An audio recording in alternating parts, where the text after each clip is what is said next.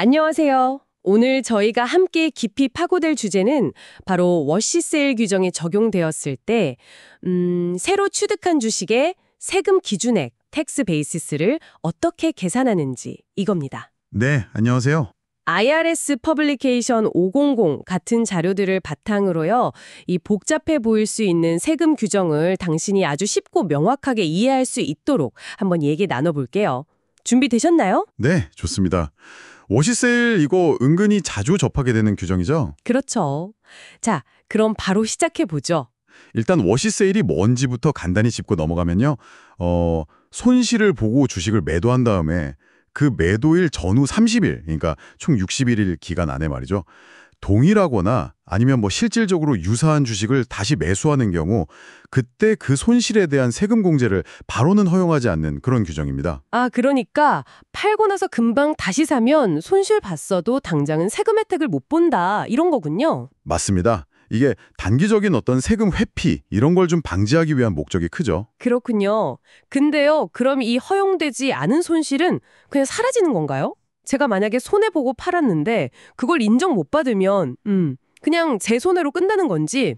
그거 아주 중요한 질문인데요. 다행히 손실이 그냥 사라지는 건 아닙니다. 오, 정말요? 네.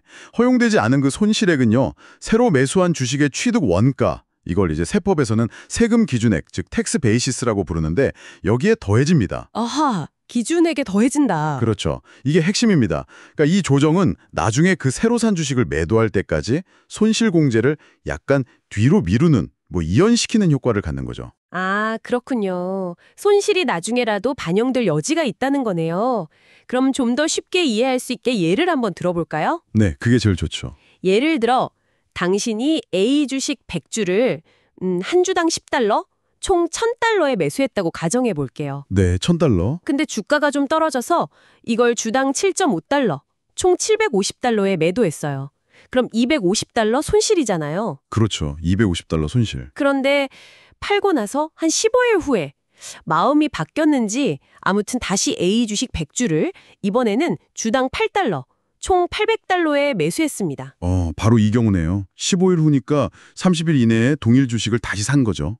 이게 바로 워시세일에 딱 걸리는 상황입니다. 네, 이 경우에요. 방금 말씀하신 그 $250 손실 있잖아요. 이건 워시세일 규정에 따라서 당장 그 해 세금 보고할 때는 공제받을 수가 없어요. 네, 그건 알겠는데 그럼 아까 말씀하신 대로 네. 대신에 그 $250가 어디로 가느냐? 새로 매수한 주식의 세금 기준에 계산할 때 쓰이는 거죠. 원래 매수 가격은 $800였지만 여기에 허용되지 않은 손실액 $250를 더해서 세법상으로는 이 새 주식 100주의 취득 원가가 $1,050가 되는 겁니다. 와, $1,050요? 원래 $800에 샀는데 세금 계산할 때는 $1,050에서 시작한다고요? 정확합니다. 주당으로 따지면 $10.5짜리 주식이 되는 셈이죠. 실제 지불한 돈보다 세금 계산상의 기준 가격이 높아지는 효과가 있는 거예요. 아하, 그럼 이게 나중에 팔 때 유리할 수도 있겠네요. 네, 그렇죠.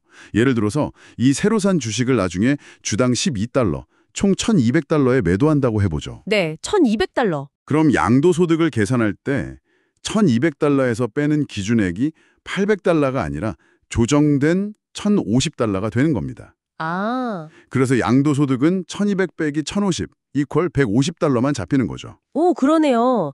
만약 워시세일이 아니었다면 1200 빼기 800해서 $400 이익으로 잡혔을 텐데. 맞습니다. 그러니까 그 이전에 인식하지 못했던 손실 $250가 이때 반영되면서 과세 대상 이익을 줄여주는 효과를 내는 거죠.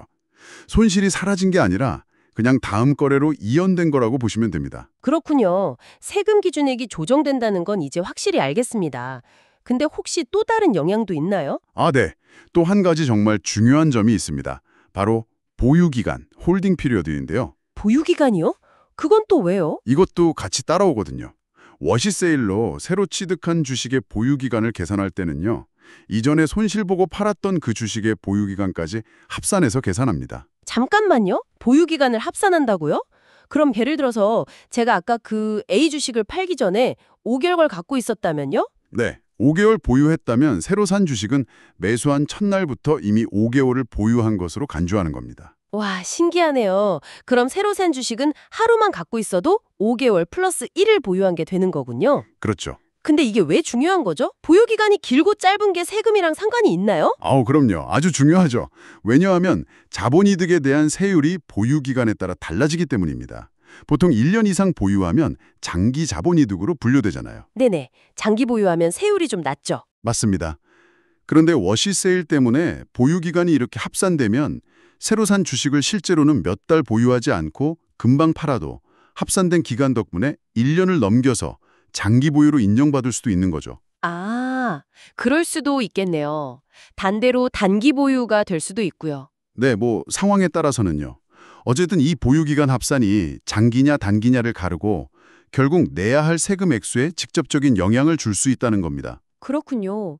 와, 워시세일 그냥 손실 인정 안 내는 줄만 알았는데 세금 기준액 조정에다가 보유기간 승계까지 이거 생각보다 따져볼 게 정말 많네요. 네, 맞아요. 그래서 투자하실 때 이 규정을 잘 알고 계시는 게 중요합니다.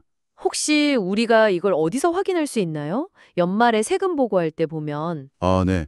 보통 증권사에서 발행해주는 Form 199B라는 서류가 있습니다.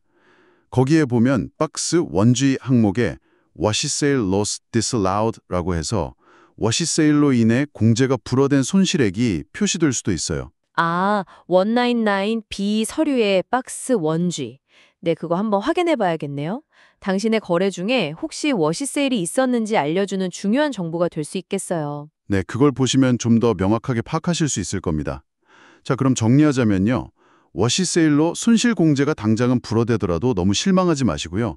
그 손실액은 새로 취득한 주식의 세금 기준액에 가산되고 또 이전 보유기간까지 승계된다는 점, 이 두 가지를 꼭 기억하시면 좋겠습니다. 네, 사라지는 게 아니라 이동하고 합산된다.